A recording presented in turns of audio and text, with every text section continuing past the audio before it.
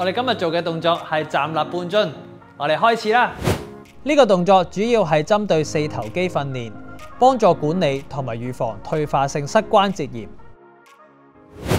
首先，雙腳站立與肩同寬，手扶喺凳上邊，上身挺直，慢慢向下蹲，落到一半或者感覺到大腿前側四頭肌收緊後，稍作停留，然後慢慢返回起始動作，重複動作10次。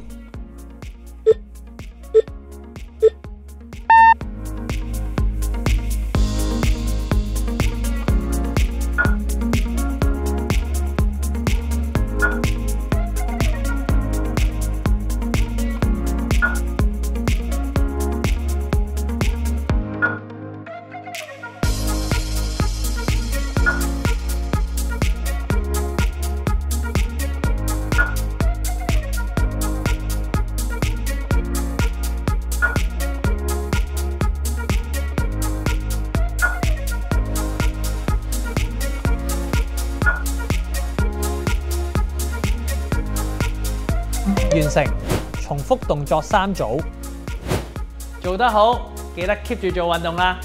睇埋我哋其他片 ，follow 埋我哋，咁你就可以得到最新嘅資訊。我哋下次見，拜拜。